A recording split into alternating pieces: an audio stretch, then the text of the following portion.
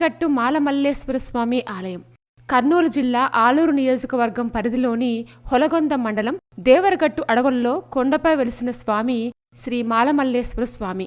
ఈ ఆలయాన్ని గట్టు మల్లయ్య క్షేత్రం అని కూడా పిలుస్తారు. ఈ ఆలయం అతి పురాతనమైనది. వేల సంవత్సరాల క్రితం ఈ క్షేత్రం ఉన్నట్టు పురాణాల ద్వారా మనకు తెలుస్తోంది. దేవరగట్టు కొండలు 600 అడుగుల ఎత్తులో ఉన్నాయి.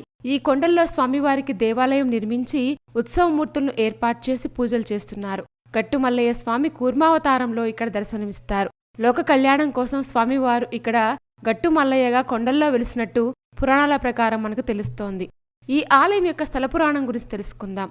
పూర్వం లోక కళ్యాణం కోసం దేవరగట్టులో మునులు తపస్సు చేస్తూ ఉంటే మణిమాలాసురులు అనే రాక్షసులు మునీశ్వరులకు తపోభంగం కలిగిస్తూ వారిని హింసించేవారు. ఆ రాక్షసుల యొక్క బాధ భరించలేక తమను కాపాడమని పరమేశ్వరుని వారు ప్రార్థించారు. పార్వతీదేవితో పాటు ప్రత్యక్షమైన శివుడు ఆ రాక్షసులను సంహరించి మునులు రక్షిస్తారు. శివుని చేతిలో మరణిస్తున్న సమయంలో రాక్షసులు తమ చివరి కోరికగా ప్రతి సంవత్సరం ఒకరోజు తమకు నరబలి కావాలని కోరగా శివుడు నిరాకరించి ఒక పిడికెడు రక్తం ఇవ్వడానికి అంగీకరించారు. అప్పట్నుంచి ఈ ఆచారం కొనసాగుతూ ఉంది. కురువ కులస్తులకు గట్టు మల్లయ్య ఆరాధ్య దైవం. గట్టు మల్లయ్య ఉత్సవాలు ప్రారంభమైన వెంటనే గోరవయ్యలు నల్లటి దుస్తులు ధరించి పిల్లల గురవితో ఢమరుకం చేతపట్టి గ్రామాల్లో నృత్యాలు చేస్తూ తమ సాంప్రదాయాన్ని కొనసాగిస్తారు. దేవరగట్టు చుట్టూ దాదాపు 50 గ్రామాలున్నాయి. అందులో నేరనికి తండ, కొత్తపేట గ్రామస్తులు ప్రత్యేకత చాటుకుంటారు. ఉత్సవాలకు ముందు వచ్చే అమావాస్య నుంచి దీక్ష చేపట్టి కంకణధారణ మొదలు బన్నీ ఉత్సవాలు ముగిసేంత వరకు చాలా నిష్ఠతో ఉంటారు.